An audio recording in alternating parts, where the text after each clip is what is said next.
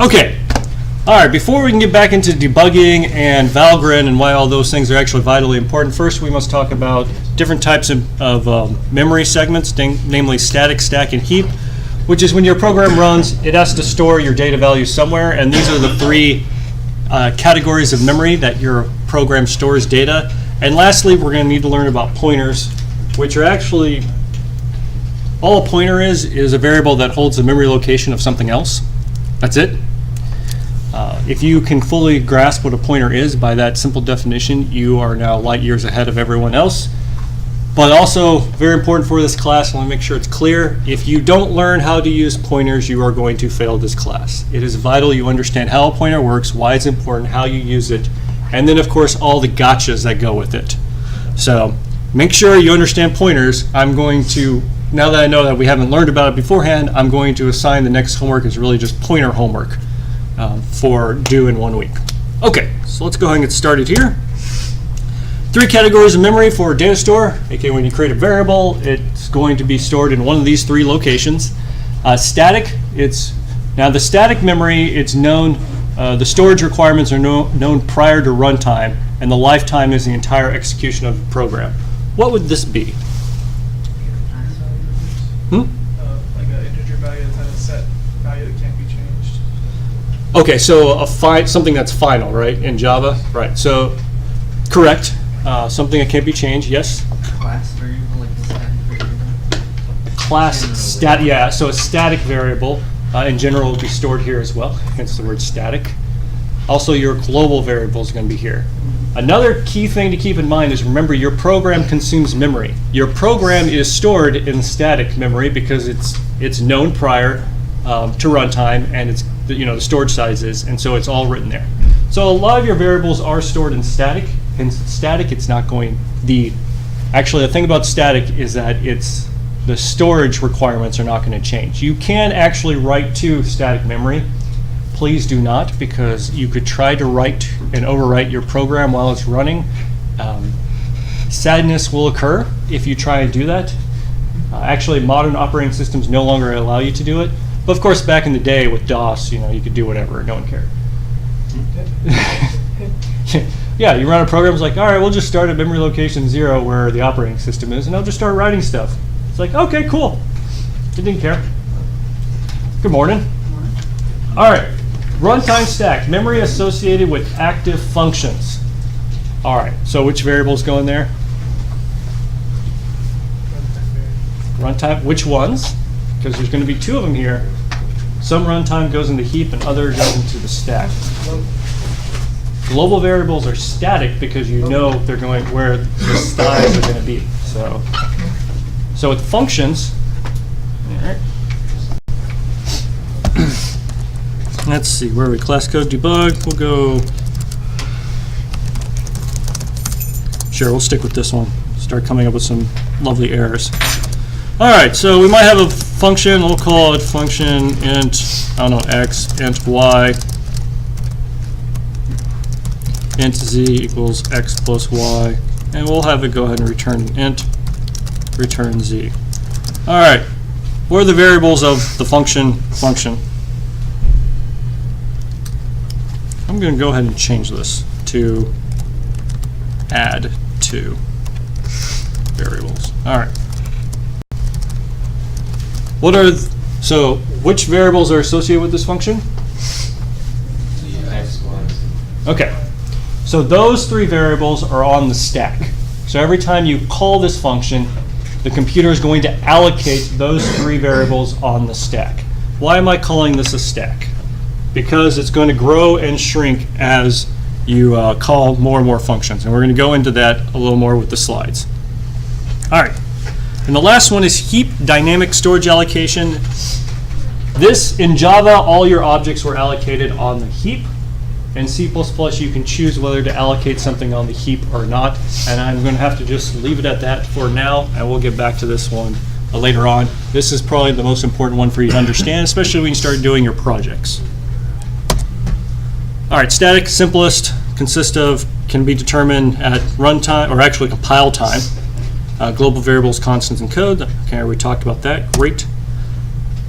The stack is a contiguous memory region. Contiguous means there are no holes in it. It is one long line, and it's going to grow and shrink. So you can think of it as a stack, and it's going to grow and shrink on one end. There's never going to be any holes in it. It's just going to grow and shrink.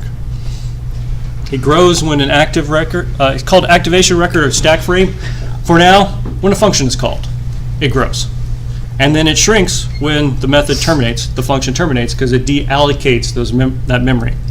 So if we were back here and we put, we'll do good old printf, which is how to print something off, and I'll just print off an integer. Don't ask me why it's %d. They just chose it that way. Add two variables, and we'll have 10 and 20. Okay. So right here where my cursor is, do the. Missing a parenthesis?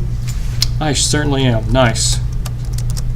So where my cursor is right here, do the variables x, y, and z exist? Have they been allocated? No, they do not exist. When you're up here, do they exist? Now when my cursor is back here, do they exist? No. Okay? Everyone understand that? The computer or the compiler allocated that memory, and then when you return, it deallocated the memory. So it's temporary memory really used for your function. By the way, is main a function? Yes, main is a function. What, for this program, which variables are allocated on the stack?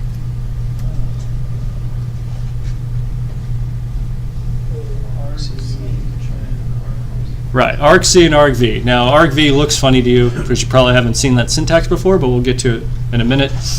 Since main is a function, when your program starts, it allocates all that memory on the stack for you. It's actually not part of static. Okay. So it holds local storage variables, parameters, and return linkage. It is important to note that when you call a function, it has to know where it returns back into the code. Namely, when you call the function here, it has to store that, hey, look, when I'm done with this function, I need to go back to this line of code. That actually consumes memory. Variable lifetime affected by the stack management techniques. So here's a good one. I'll call it int, I don't know, double. Or we'll call it add twice.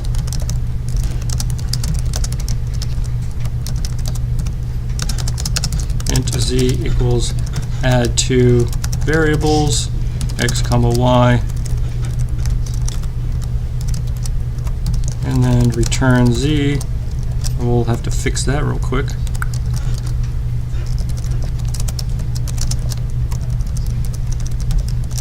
Okay. So now, if I were to go down here and type in add twice, this can get confusing now. Do x, y, and z exist here? No. No. So which function do I start calling first? Add twice. So right here, does x, y, and z exist? Of which function? Add twice.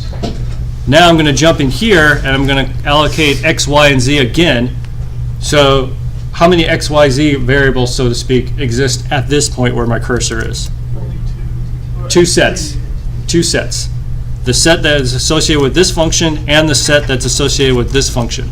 They are separate ones because of their scope, but they are both allocated in memory. Now when I get back to here, there's only one set of x, y, z because I've returned from add two variables and it's been deallocated. I jump into this function, again I have two more sets, and then when I'm here, I'm back to the one set of add twice, and then when I finally return, all the sets of x, y, z are gone. All right.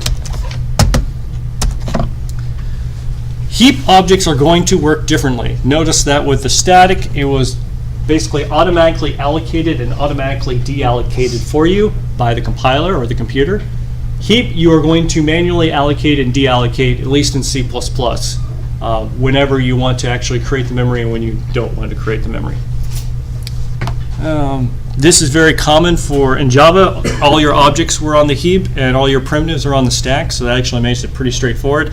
In C++, you can do whatever you want. So in C++, in order to create something, you'd use malloc or new. You actually used new inside of Java. Every time you did a new, that actually created an object on the heap. When you want to deallocate it, you would use free or delete. Did any of y'all use free or delete in Java? Do you know why you never had to? Java has a garbage collection routine which will eventually deallocate your memory. It doesn't do it immediately when you're done with it, but it figures out when it should do it and does it in the background while your program's running. C++ does not do that. You can use a library to try and set that up, but you are in charge of deallocating any memory you create. Now, space is allocated in variable size blocks, so deallocation may leave holes or fragmentation. Do you all understand what that means? Let's go ahead and let's make a picture. We like pictures. And let me do the webcam. All right. Now for the great search of a marker and an eraser. Great, we have them.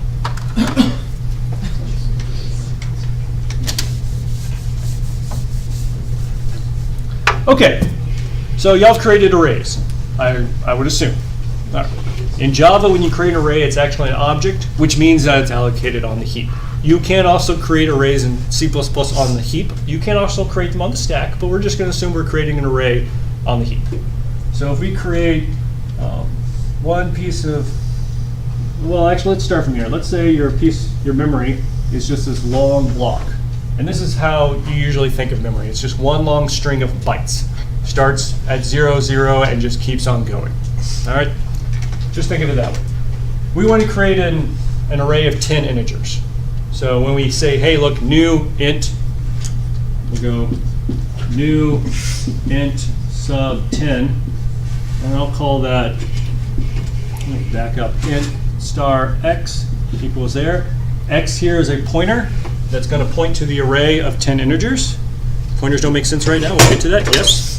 You have to have this star, because in Java you did not. Java, yeah. That's because Java hid this from you. Java, the star was really there. It just didn't, you just didn't have to write it. In C++, the answer is yes. You have to have the star. Because int star x is completely different than int x. All right. New int, so we're going to create, I'm just going to make it, say it's this block. We'll call that x. Let's say for the sake of argument, we wanted to make a bunch of floats, and we called them y. You do have glare on the screen right where you're bright. Oh, beautiful. Oh, that's awesome.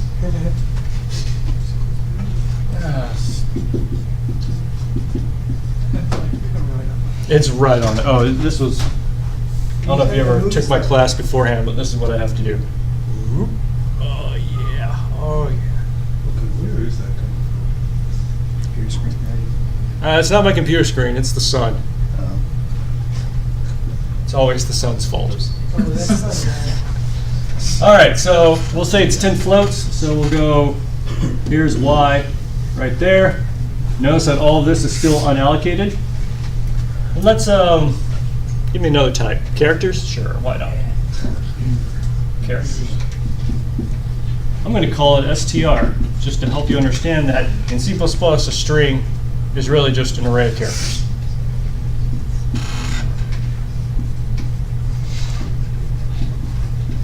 Okay.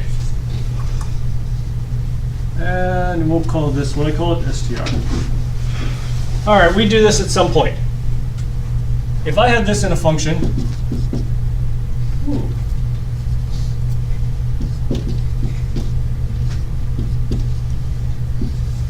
and I called it in main,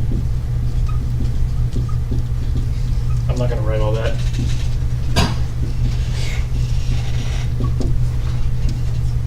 It goes and executes this. When it's right here, do these things still exist in memory? Yes. When you allocate on the heap, remember, it is not automatically deallocated. So it's these guys are all created, are actually what's really going on is X, Y, and STR are allocated on the stack. These pieces of memory, 3 pieces of memory, are on the heap. Okay? When this function returns, these 3 variables are gone, but these pieces of memory still exist on the heap. Okay? So what's that? Is the reference gone, Get but rid the of it. memory is still allocated? Yes. Okay. Yeah, you can think of it that way. The reference, you can't get to these anymore down here because your references, which are X, Y, and string, or STR, are now gone. So that's your first issue when you have to be careful, yes? Does that mean if you run it again, will it point to the same place? No, if we were to run func again, that's a beautiful question. And we're right here. It's going to literally create it again. Why would it not just rewrite over it? Why would it not rewrite over it? Hang on. Let me finish this up. Overwrite what? These guys? Yeah. Because it doesn't know where these guys are anymore. It doesn't know what that is. You just gave it the command, allocate me 10 integers. Done. Allocate 10 floats. Done. Allocate 10 characters. Done. And then you did nothing with it, so it's like, okay, you did nothing with it. Let's run it again. Allocate 10 more integers. Okay, I put it over here. Allocate 10 more floats. Okay, I put it over here. Allocate 10 more characters. Okay, I put it over there. So in Java, it would get rid of those automatically? It would get rid of them eventually. So in C++, that's why you need to do delete, so you can get rid of like the double you may have Mm-hmm. or something? Right. Now, that's one issue. Now you delete things by going delete. What do I want? Let's delete Y. Okay. Let me back this up real quick. Let's say our point of execution is right here. So all this has not been allocated. When I delete Y, what memory am I freeing up? Just this, right? So this is unallocated. And now this is unallocated. What's the issue here? What if I create a new something? Where do I put it? It would go after. Wait, go where? Put it on the next available spot. All right, here's the big trick. The behavior is undefined. Oh yeah. You're going to hear that a lot. Get used to that. If you ask to allocate another whatever, the behavior is undefined. It may put it here. It may put it over there. It may put it on this half. It may put it on that half. It may put it somewhere else. The behavior is undefined. You now have a hole, and now the operating system has to just take a guess on where it should put new pieces of memory. Okay, now, let's say right after here, oops, we call function again, and hopefully you can see that, we'll say that I went ahead and decided to create it over here, just for sake of argument. It created Y and then went ahead and destroyed Y, and then str is over here. And this is unallocated, and this is unallocated. You cannot read that, that's perfectly fine. But you know what I mean. Are there a lot of holes? Can you see how this could generate a ton of holes and cause a lot of issues? All right, if this was my whole program and I'm done executing, what's the other problem I've just caused? What? Say it louder. You've left memory out. I have left memory running around, which is very bad practice. The reason for that is sometimes people will copy and paste your code into other programs, and if it just keeps running this function over and over again, you're eventually going to fill up memory. So we have another problem here where we need to deallocate the memory we have on the heap. That's why we need to use delete. Okay, we're going to be going over this again, but any questions? Yes? So whenever you're writing a program and you use functions at the end of the program, you always want to go through and delete. Every new must have a delete. Okay. Okay? That's going to just keep that in mind. Whenever you write a new, immediately figure out when you're going to delete it. You're still going to run into memory problems because you may not, your code may not get to the delete, But that's the first step, is realizing your new must have a delete. Okay? I'll get to you. Yes? So, if you do not get rid of the memory when the program runs, how do you deallocate the memory later? Okay. The operating systems nowadays, when they allocate your program, they give it a block. Once your program's done, it kills everything in your program. So the operating system will eventually take care of this for you, but this is bad practice, like I was saying, because a lot of people may copy your code and use it somewhere else and just call it a lot, and then you'd run out of memory, and that'd be bad. Plus, this is just bad programming practice. And you will lose points on your labs if you do this. I'm not joking, seriously.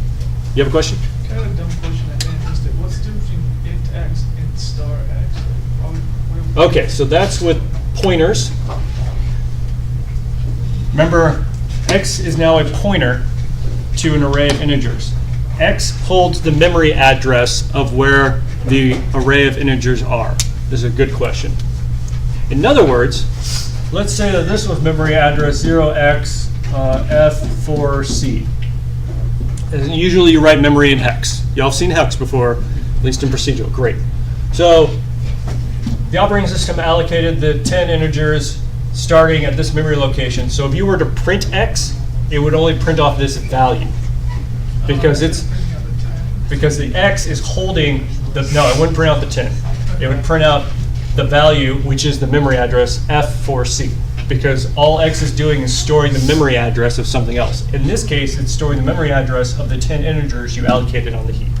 Okay. And so let's just practice again. What is y? Pointer. What is it holding? What is its value? Of new floats, right. So it's a memory location of the 10 floats, probably up here. Character, str is a pointer to a character, actually, is what it is. It's actually only pointing to a character. That's going to be something that's going to take a little while to get used to. It's only pointing to one character, and that one character is located up here.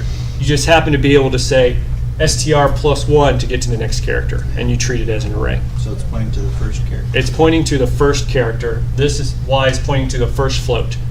There may be more floats. There may be none. So you can do y plus 1 to get to the second float? Yes. Yep. Y plus 1 we get to the second float. So is that the only way you can delete it so that you have a pointer? When you use this, it'll delete the entire array. But if you wanted to only delete one of them, don't do that. Actually, it won't allow you to do that. Yes? So when you delete it, you don't have to put the star with it? You have to put No, if you put the star with it, your program will fail. Okay. Up here, when you do declarations, it doesn't. Okay, let me go ahead and take a break and go over to pointers, because I think that's going to clear up a lot of this. Let's do some pointer fun. All right, here we go. mkdir pointer fun.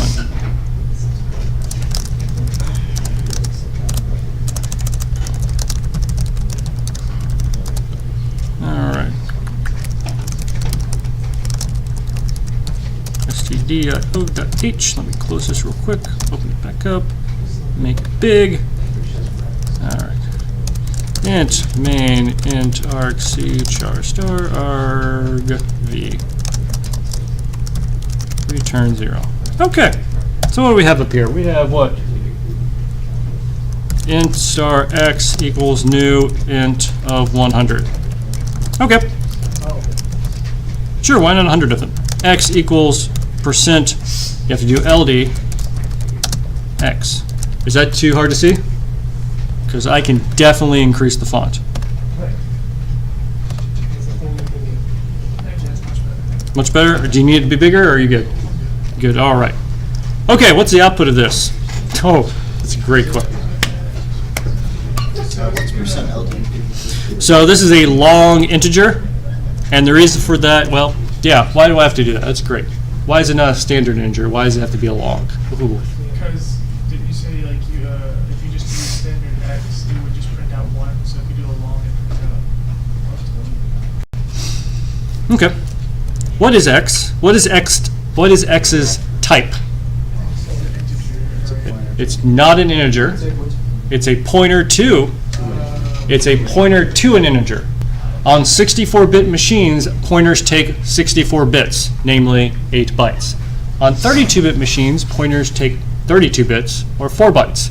This is a 64-bit machine, so in order to print off all 64 bits, or 8 bytes, I have to do %LD to tell it to print off 8 bytes as an integer. Are the printf, the percents and the values, are they similar to Java? Did you ever do system.out.format? Yes. Yeah, it's the same thing. And, well, I should say Java took it from C, because obviously this was done in 1970. Okay, let's see if we can compile this. Pointers.cpp, we'll put it out to pointers. Let's see if I did it correctly. Oh, look, it compiled the first time. It's amazing. All right, x equals, what is that? Whoa, it's a big number. What if I run it again? Whoa, it changed. Wait a minute, I run it again. Oh, man. Wait, why is this number changing? It's because you didn't assign any value to those points, and you didn't delete it, so it keeps choosing new areas to allocate memory to. Right, but what is that number it's printing out? It's just the random numbers that are already there from the past. Isn't it? Good guess, but no, not quite. Remember, what is x's type? It's a pointer to an integer. What is currently stored in x?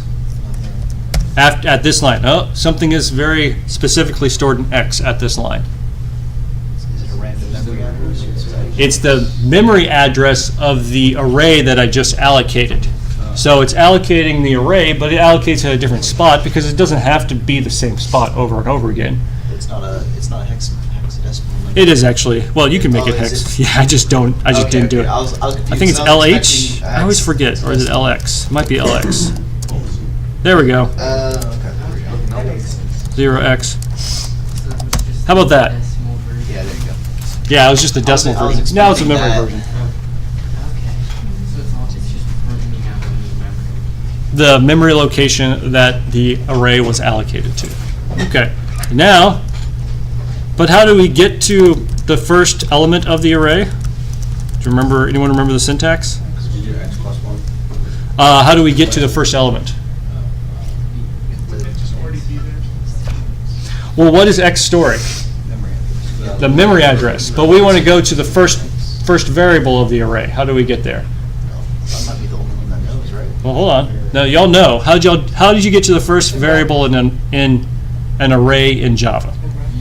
Solid brackets. There we go.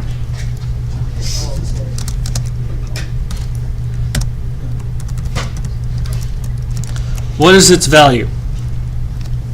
You said it earlier. No. It's just a random number, right? Yeah, it's undefined. Most of the time when you do it, you'll probably get 0, because most of the time memory has been zeroed out for you. Every once in a while you get something else. But keep that in mind. Right now it's undefined because we haven't written to it. Okay, now I'm going to show you a different way to do it.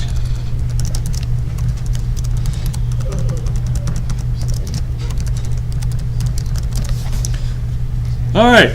Well, beforehand, we had the pointer before the x, but that was during the declaration. When you put the star or the splat before the x, when you're actually using it, what you're doing is something called dereferencing, which means you're going to go to the memory location that x is stored and then take the value.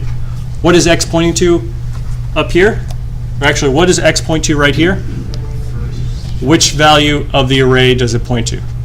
The first one. So when you jump to where x is and then evaluate it, it's going to be the first piece of memory, which is x sub 0. So these two will always be the same. And just to reinforce that, x sub 0 equals 10. See, they're both 10 now. And just double reinforce it, you can also do this. And we'll print them out again. And now they're both 20.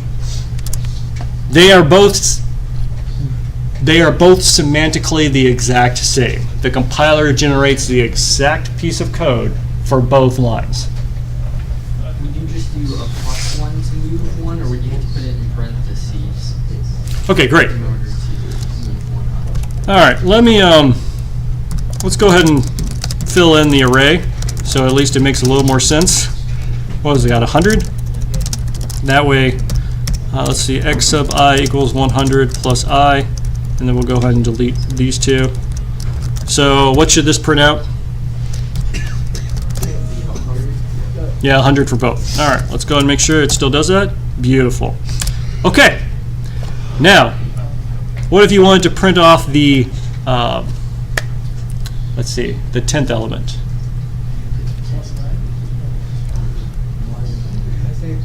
Or maybe we'll say this. How about this? How about the second element? Let's start there before we start doing funny arithmetic. How do we? So this is how you print off the first element. Print off the first element. Print off the second element. First we just do x one, then you just replace the 0 in the brackets with a 1. Yeah, right. Okay, so that's how you do it up here. That's correct. Anyone want to take a guess of how you do it down here? Plus 2. You're on the right track.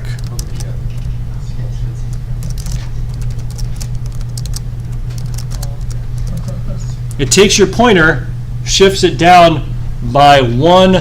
Hold on.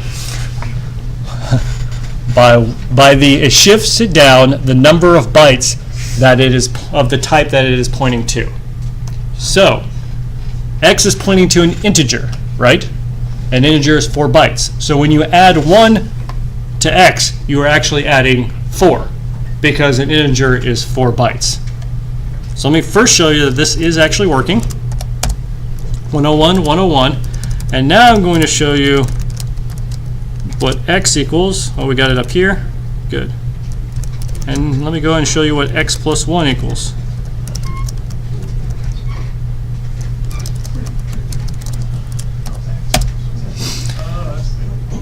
AC 20, AC 24. It did shift it down by 4 because the size of an integer is 4 bytes. Well, if you add 0.25, 0.25? yeah, so it's only 1 byte. It does. I'm sorry, say that again, 0.25. So right now you're adding plus 1, but you did plus 0.25. Oh, that'd be an error. Because what would that shift it down by? It doesn't make any sense. Make any Wait, sense. Error invalid operands of type int and double to a binary. It doesn't make any sense. Okay. That doesn't make any sense. You have to do it by an integer. Now, but what you're asking me is something different. Can you shift it down by half? Right? Maybe you can shift it. Can you actually do that? This is C++. Can you actually do it? Yes. Louder. It's C++. Can we do it? Yeah. Yeah. All right, great. Anyone want to take a guess how we do it? Let me move everything into a little fun function because this is starting to get pretty big.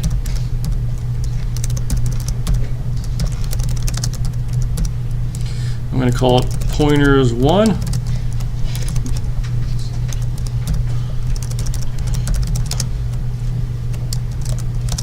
All right, let me make sure it still runs as expected. Yep, doesn't return 0 anymore. Beautiful. All right, there we go. Perfect. Anyone want to take a guess? All right, an integer takes 4 bytes. What takes 1 byte?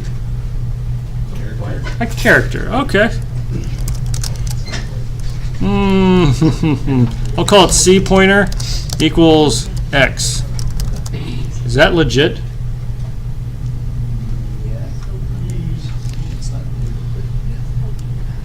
What is that line doing? It's not quite legit. Watch what happens. Error can't convert int star to char star. Well, why don't we just tell it to convert? Now is it legit? Let's find out. Okay, we're good. But it's not set to anything. That's All right, guys. What did I just do? What? Yeah, I know. It's just pointers. I'm just storing memory location. Take this one step at a time. What is the type of C pointer? It is a pointer to a character. What is X? It is a pointer to X. It is storing the X is storing the memory location of some integer. C pointer storing the memory location of some character. What I'm doing here, X is storing the memory location of this array of integers. I say pretend that's a character array, and then store that value in a C pointer. So what is C pointer actually pointing to right here? The first what? The first byte. The first byte, not the first integer, the first character of that array. How long is this character array? 400. 400. By the way, should we ever be doing this? No, I just want to show you how much trouble you can get into. All right. Okay. Does anyone want to take a guess what, let's go down to the end, printf, yeah, C pointer sub 0 equals percent, woo. Let's convert it to an integer. That way we can at least see it. Otherwise, it may be something weird.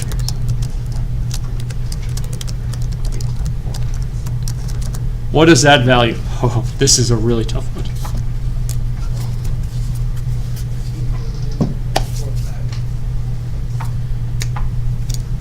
You're dereferencing a character, right? Right, so what is, So- this is dereferencing the what? The first character of the array of integers up here, which by the way, we did initialize. But that memory address is in the first byte. It's the first byte of the first integer. First byte of the first integer. So that one I think may actually print it out. That's what I'm thinking.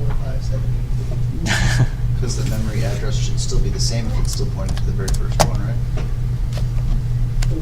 Yeah. So x86 is called, what's it called? Little Indian, which is weird, but yeah, that's going to be 100. But that's only because we're on x86, while afterwards it's going to be 0. Integers are stored very strangely on x86 machines, which is what we have, which is why trying to read pointers is always mind-boggling, because you're trying to follow the byte order. The real answer to my question, the real answer is undefined. Okay? It depends on what your computer is. If you're running x86, as you saw, it's 100. You're running ARM, it might, I think it's 0. You're running MIPS, it is 0. If you're running Spark, I think Spark is also 0 as well. It depends on what your architecture is. If you're running something weird that was made up, then there you go. That's your answer. But the official C answer and C++ answer is it is undefined. Like I said, you're going to see that a lot. It's just a coincidence that it's 100. It's not so much a coincidence as it is because of the architecture of the machine. These are x86 machines. But yeah. No, I mean what the first one is 100, and then Yeah. the value we got was 100. That's what I'm Yeah. saying. Does anyone? Oh, I didn't go over this. Why is C pointer sub 1 equal to 0?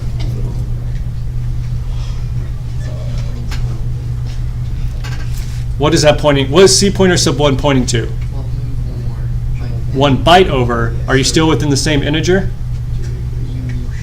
Yes, you are. You can't read all the information. Correct. You can only read those 4 bits, which happen to be 0 right here. That's why that one's 0.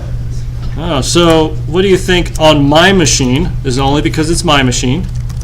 These two values are going to be 0 and 0. Well, they're all going to be 0 because the only piece of information that was important was the first byte. All right, just to reinforce this, we go to the 5th byte, or byte subscript 4. What's that one going to be? 101. Because now we're starting the next integer. Yes. So, for example, if you make the first integer something a very large number, Mhm. will the 1, 2, 3 have? Yes. So for example, we'll do x sub 0 equals, I'm going to use hex, 1, 2, that's 2 bytes, 3 bytes, 4 bytes. Okay, it's -1, but that's fine. That's because they're all turned on. And when you go into architecture, you'll understand why all bits on is equal to -1, but as you can see, it has changed. So we're starting to get into architecture, which is not this course. But when you get into it, you understand why it's -1. But as you see, it overrode all of it, just as you said. And another question I had is, what is the size of Boolean? Okay. Boolean technically doesn't exist. it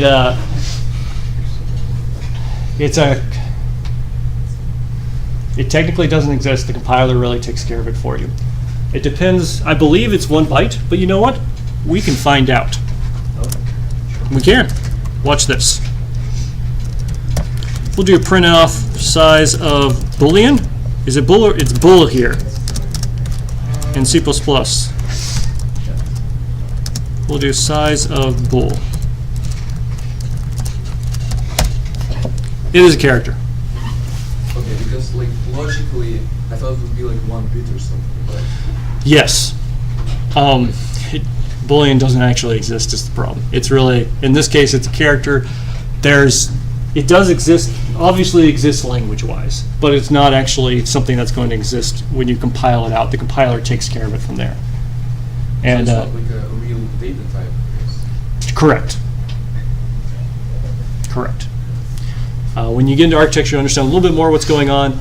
The problem is it's a lot more efficient for a computer to operate in bytes as opposed to bits. So that's why a Boolean usually maps to a byte. Oh yeah, that makes sense, because if it was 1 bit, then like you wouldn't like if you tried using the method of star Mhm. and then x+1 parentheses, that would be like not the for an array of booleans, for example. Yeah. That wouldn't be the second element. That would be like the 5th element. I see what you're trying to say. Yeah, it depends. Right. But yeah. So C++ does not operate when you're doing pointer arithmetic, you operate in bytes, not bits. So everything is of a byte size. Characters 1 byte, integers 4 bytes. What's the size of a short? 2 bytes. A long? Ooh, 8, in general 8. All right. How about a pointer? Ooh. Oh, that's a trick question. On a 64-bit machine, it was 64 bits, which is 8 bytes. On a 32-bit machine, it's 32 bits, which is 4 bytes. On a 16-bit machine, it is 2 bytes. And on an 8-bit machine, hey, hopefully y'all remember those. There are 1 bytes. 1 byte, sorry. So yeah, it depends on what your machine is. Okay. Any questions about this? We're going to get more into it in a bit. These are great questions. All right. We're going to do a little bit more later. Let me go back to the slides. All right. If you recall back from heap memory, you have these holes because you might be allocating and then deallocating something in the holes, and that can cause some issues. All right. We talked about that. So some languages, C and C++, you have to deallocate with the delete. Otherwise, sadness will occur, or you'll have memory leakage. Java, Perl, and Python use garbage collection to reclaim unused heap space. They do it when they believe the time is right. That's it. You don't know when it's deallocated, but you shouldn't, in those languages, you don't care. Okay. This is the way you should think. I recommend thinking about memory. On the top, starting at 0 with your program, is your static area, your code, your global variables, final, any static variables up there. Your stack will grow down, and then your heap grows from the other end up. Okay? So you kind of have the two growing, like up and down. Obviously, the heap can have holes, so it's going to try and fill in the holes so that the heap space stays, as small as possible. Will the stack have holes? Why does the stack not have holes? Continuous line. Yeah, it's contiguous. Yeah, it allocates and deallocates off the end. I think that's what you're about ready to say. So great. Perfect. Here's a question. What happens when the stack meets the heap and you ask for more memory? Stack overflow, yeah, but more specifically, well, that is specifically what's happened, but semantically what's happening. I'm sorry. You were right. Specifically, that's what happening. Semantically, what just happened? You've run out of memory. So you can fill up your memory by having the stack and the heap grow into each other. Runs out of memory the RAM, correct? Yeah, you run out of RAM. You'll find out operating systems, it'll try and start using your hard drive as memory as well. It will do that. Yes. All modern operating systems since the late 90s will start using your hard drive as memory. With solid state memory, is it actually a little bit effective or no? Not doesn't even. Your RAM is still way faster Way than faster. solid state. Yeah. although your solid state is way faster than a spinning disk. Yeah, you could tell on the spinning disk what happened because you just heard. All right, Stack Overflow. The relation must hold, aka the stack must not bump into the heap, otherwise bad things occur. All right, new returns the start address of a block of k words or k bytes of unused heap storage and changes the state of words from unused to undefined. Wow, that was confusing. In other words, this piece of line, what it does is, I'm going to explain this very specifically. I'm going to try and say this many times over the course so you make it clear. First thing off, when this function is called, it is going to allocate memory for an integer, a pointer. So it's going to call it x. It's actually going to also allocate memory for a character pointer, calling it C pointer. It's actually going to allocate memory for an integer I as well. That's allocated first before the function even begins. Then, when it gets to this line, it's going to first allocate 10 integers in the heap space, and it's going to return the start address of those 10 integers, aka the memory location of where the first integer resides. And it's going to store that into the variable x. Yes? Even though there are 100, it only does the first 10? No, the first one. Oh. It stores the memory location of the first integer of that array. Because in reality, I could do this. Whoops, that was interesting. How many integers did I create? 1. No matter how many integers you create, it's just going to give you a pointer to the first one.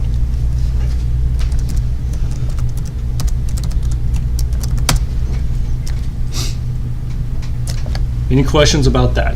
That's got to become ingrained in your brain. All right, heap overflow when you call a new and it fails, yeah. So stack overflow when the stack can't grow anymore, heap overflow when the heap can't grow anymore, aka memory error, memory out of memory. All right, delete returns a block of storage to the heap. Basically, it says it's unused and may be used later. Your operating system or I call it your operating system. Really what it is your C library is trying to help you out here and allocate the memory for you. You can think of it as the operating system. That's a good way to think of it as well. Hopefully a future new call can use it, or maybe not, depending on holes in the memory or how much is available. Obviously, if we're up here and I were to deallocate str, most libraries are smart enough to just make this one large block. Of course, it's going to merge it together. All right, pointers. Hopefully what you have. Pointers are addresses. The value of a pointer is an address. It is a memory location. It's the memory address. Remember, the variable is holding a memory address. It's not holding the value of what you want. It's holding the memory address. You access it through pointers, and they're dynamically allocated on the heap. So dynamic allocation is memory that's allocated on the heap. Java doesn't have explicit pointers. They are reference types, which I like to call implicit pointers. Remember, the reference is on the stack. All right, here we go. I made this table in hopes that it'll be somewhat clear the difference here. So you have memory allocation of Java versus C++. Java made a huge difference between primitives and classes. What was a primitive in Java? Int? Anything that really wasn't Anything that wasn't an object. Really, int, double, float, character, boolean, anything that began with a lowercase and was part of the standard library was a primitive. Obviously, you can create a class, with lowercase, but don't ever do that. Okay, so in primitives, you want to create on the stack int a equals 3. That's the variable a is on the stack. It's type integer, and it's holding the value 3. Heap example, you actually can't create primitives on the heap in Java. What you do instead is you create a new int. This is where things get weird, because an array is actually an object. This was actually an object inside of Java. It just kind of hid that from you. Classes cannot be created on the stack in Java at all. You can't just allocate a class. But you can allocate a new string on the heap. C++, hey look, the primitive is the exact same way. The heap example is basically the exact same, except for in Java you would use solid brackets for an array. Here you can still use solid. Please don't just use a pointer. I I don't have time to go into the differences right now. Classes can be created on the stack as well as the heap. What's the difference here in the syntax? Yeah, one has new, the other doesn't. Let me go look at that. Let's take a look at that a little closer. We'll go here. I'll call it void class pointers. Remember I said a pointer can point to anything, right? I did say that, right? So does that mean it can point to an object? We'll call it an object pointer so it's a little more clear. Okay. Object pointers. Pointers. Let's go ahead and create a class in Java or C++. Hey, it looks similar so far. Big thing when you create a class inside of C++, it must end with a semicolon. Otherwise, you'll get many errors. Many errors. Also in C++, the class does not have to match the file name. It doesn't care. Now in C++, when you have public, you actually make it a full section with a semicolon, meaning that everything after this is actually public. You don't need to put public in front of everything like you do inside of Java. Because after here, you could also have private, and that would be a separate section. So up here, I can create all my public variables under the public heading. All right, I'll go MID, just for an ID of a student, and what do we want? GPA? Sure. All right, why is this a bad programming practice for objects? Well, I'm sorry. Okay, so I follow the Google convention of the little m means it's a member variable, and that's why I put that up front. Is that because it's public and you don't want to have it be public? Right, so you don't want to create your variables public. That's just bad programming practice because that means anyone using your object can change them. For now, I'm just trying to give you an example. I don't want to write all these functions out, so I'm just trying to simplify us by making everything public so we can move on. Okay? All right. So, if I want to create a student on the stack, I just go student, and I'll just say st, I'll call him Steve. Steve.mid, we'll give him 100, and we'll say Steve.mgpa, and we'll say 3.5. He does fairly well. Okay. Let's make sure that compiles. Okay, good. It even ran. Printf. Steve's ID equals do %d steve.mid, and we'll do the same thing for GPA.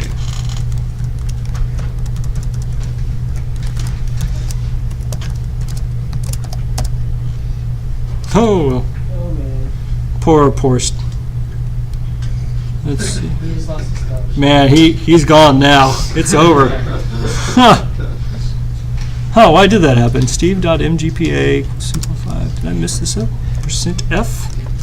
It's not %lf. Did I make it a double or a float? Oh, I made it an integer. Oh, that's funny. Come on, guys. All right. All right, there we go. Oh, he's doing a lot better. Yeah, scholarship gone, kicked out. Woo, poor Steve. He's having a bad day. All right. If you were in Java, what would you have to have done instead?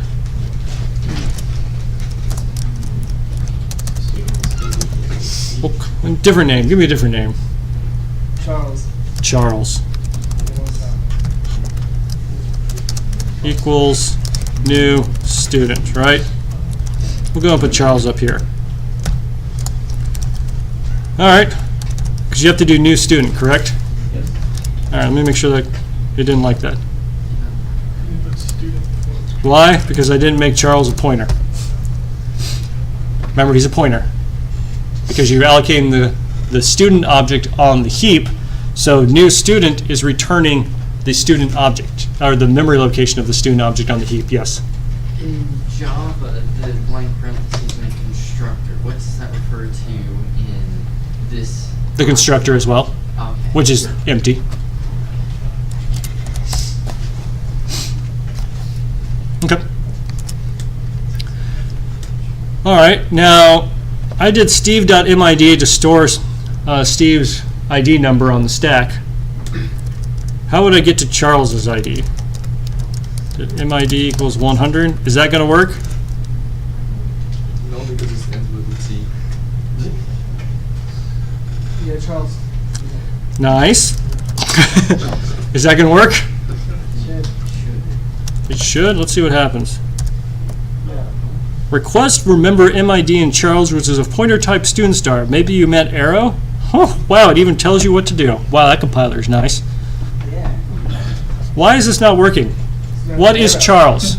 What? We don't have an arrow. I don't have an arrow. Good. Nice reading. Literacy. All right. Nice. You gotta do the parentheses with the dot. Well, okay, yeah, that's what you need to do, but why is it not working? What is Charles right now? A pointer to What is it pointing to?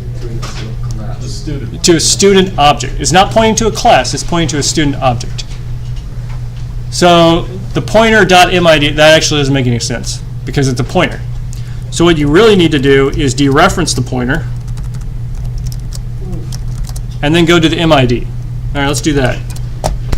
So now you jump to where Charles is located on the heap, then go to where MID of that memory piece is, and then set it to 100. Another way to do this, because people don't like writing parentheses and stars, is that. The following are the same. It's the same thing. In actuality, your compiler will take this and translate it to that. In general. Compile, it ran. All right. So we'll start doing Charles. What's Charles's GPA? Why is this? Look, I want to put a T there, okay, guys? He's in a 2. He's Charles 2. He's not doing so much. Charles T. What's Charles's GPA? 2. 2? Oh, he's not doing as well? No, poor Charles. He's All right, so we'll go ahead and run. It's happy. We'll go and copy and paste this, and we'll go Charles. Ooh, and this time with good old English, we do it that way. All right. How do we get to Charles's ID? Arrow. Very good. And his GPA, same thing with the arrow. All right, let's see if that prints it out. Oh, good. We probably should give him a different ID, though. There, much better. All right. Everyone doing well so far? Okay. Here we go.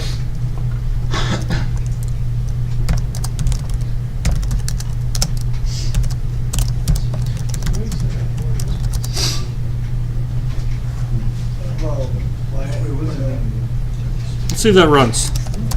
Oh, good, it did. So Charles will now equal the memory address of Steve. Ampersand means memory address of, in this case. So Charles is now Steve.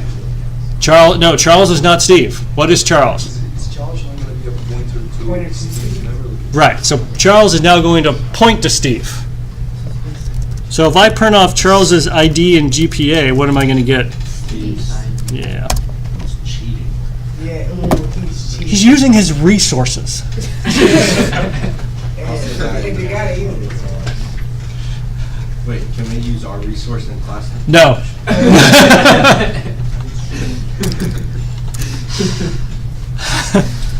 Okay, hold on. The memory address that Charles is holding, is that on the stack or the heap? After here, where this pointer is, Charles is pointing to something that's on the stack. Correct. because Steve is pointing the pointer. No, Steve is not a pointer. Steve is an object on the stack. Charles is a pointer to a student object on the heap. So up here, Charles is pointing to a piece of memory in which section? The heap, right. Up here he's pointing to the heap because it was allocated up here. Then I changed Charles's pointer, just point to where Steve is located. So now he's pointing to something that's on the stack. And that is perfectly fine. Like I said, a pointer can point to anything. Okay. Any questions about this?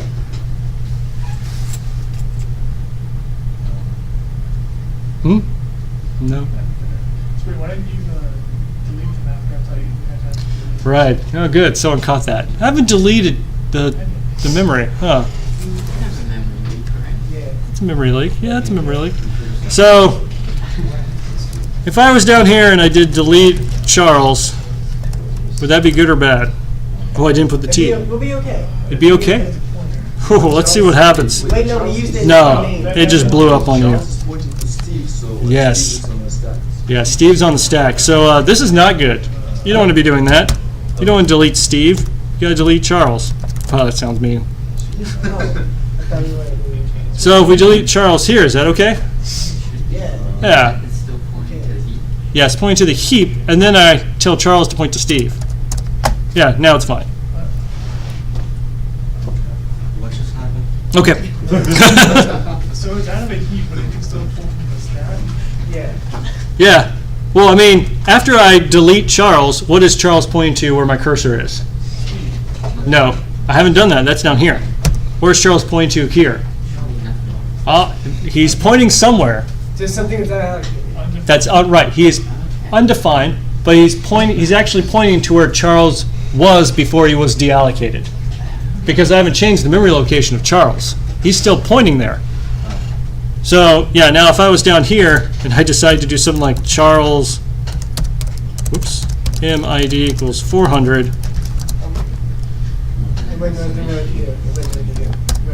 it actually allowed it. If you want to know why it allowed it, because it didn't cause an immediate error. So C++ said, sure, that's perfectly fine, even though it's not. You didn't make me blow up, so. it's Yeah. okay. This may or may not fail. That's the important thing. What if it's Make on that. the... Right. So I'm going to comment that out, but keep that in mind. C++ said, sure, why not?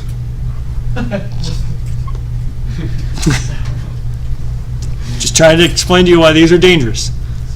Because it should not, I mean, logically speaking, you don't want this to be allowed, but it is allowed in C++. All right. Any other questions? That was a good one. Oh, did I answer? I think I might have gone on. I just said, why didn't you delete them? That's all. Okay, that's right. Good. I feel like I went off. So is there a way to view the amount of memory being written on the heap? Way to read it? Yes. That's called Valgrind. Man, we are just forget the slides. We'll just learn everything from here. So if I run Valgrind and then what do I have? Pointers? Hold on. Wait, so why did you only have to delete one of the, No, Lisa. who was it, Charles you deleted? Yeah, I just deleted Charles. He's pointing at the location of Steve, which is, No. Charles is first pointing to an object that's on the heap. We'll call him Charles. I do some changes to him.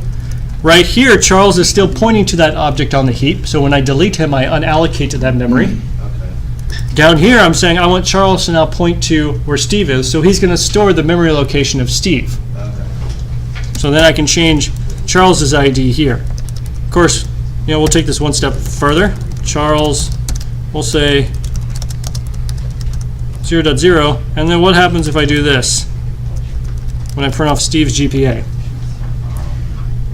Keep trying to It'd be the same type out Charles. 0.0, right? What's that? You keep trying to type out Charles, don't you? Yeah, I do. Yeah, Wouldn't it be the same Steve is was the arrow change operator it? always supposed to work when it's for like pointing to a heap?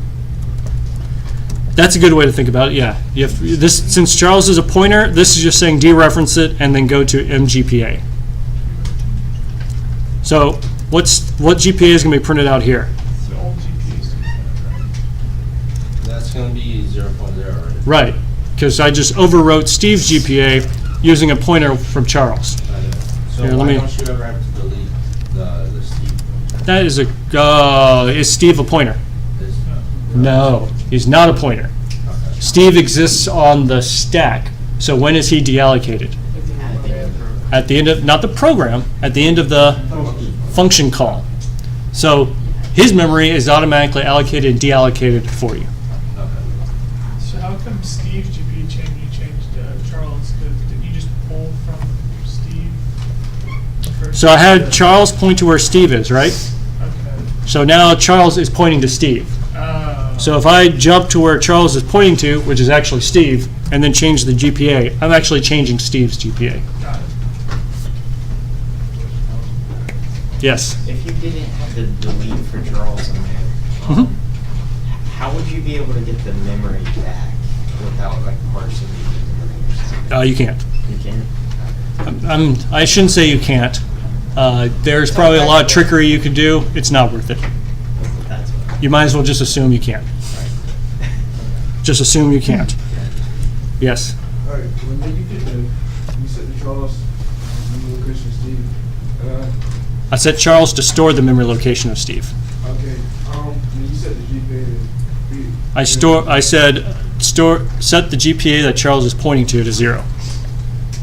Okay, all right, well, I guess that makes sense. Okay. Sorry to correct you. We gotta get this straight. All right. Yes. If you were to remove the delete with Valgrind, Right. So I didn't. I ran that real quick because someone else asked a question, which is fine. Valgrind, blah blah blah. Heap usage in exit 0 bytes of 0 blocks. There were 3 allocation and 3 freeze, so we're perfectly good. Let's go ahead and get rid of our delete Charles. What am I saying? Got the same. Oh, probably because I didn't recompile it. Let me recompile it. Now let me run it. 8 bytes in 1 block were in use on exit. Definitely lost 8 bytes in 1 block. Okay, definitely lost means Valgrind has confirmed 100% you have failed to get this. Indirectly means you have also failed to get this, but you don't have a pointer directly to it. Yes. So what are the 2 allocations that were free? Okay. Those are generally, all your programs are going to have a couple of things that have to be automatically allocated when you're starting. So it's just startup stuff that the compiler handled for you. Because I don't think we actually have any pointers in main, do we? Nah, we don't. Yes? So why can't you just do like int x equals 5 and then later delete x? You can. That works the same? Let's see what happens. First, let me fix this. All right. Like, why use pointers if you can just do that? Oh, delete X? Hold on, I'm thinking I might have misunderstood you. All right, let's say, problems.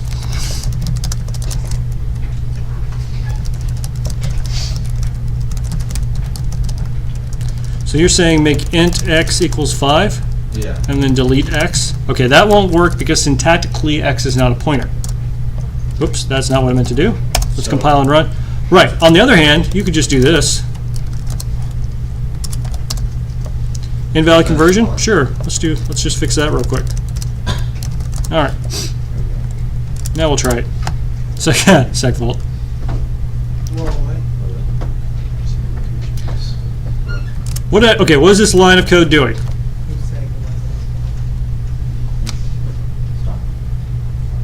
All right, first off, where does X exist on the stack? X is on the stack. What is X's type? A pointer to integer. It is a pointer to an integer. All right, what am I doing after the equal sign? I have the value 5. Then what am I doing? Casting it to an integer, or to a pointer, sorry, to a pointer to an integer.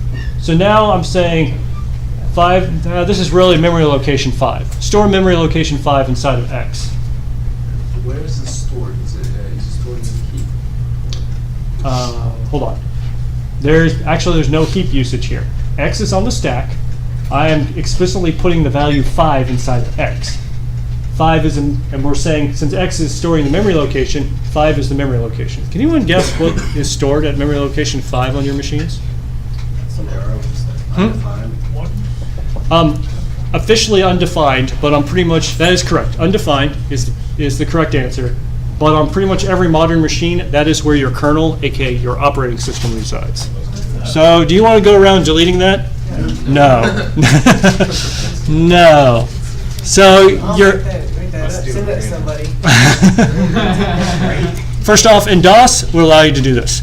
But yeah, every modern operating system since the mid actually even early 90s prevents you from doing this. Yes. So in order to delete, like up there, delete memory that is not being used, you have to use pointers.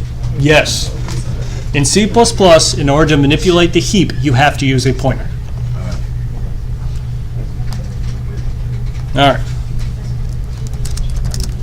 So I'm just going to say segfault. All right, what is a segfault?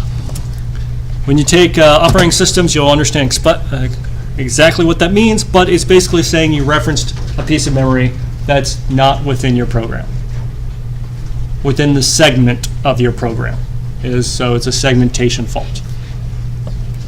That was a great question. Any others? What is segment? What does that mean? Segmentation fault?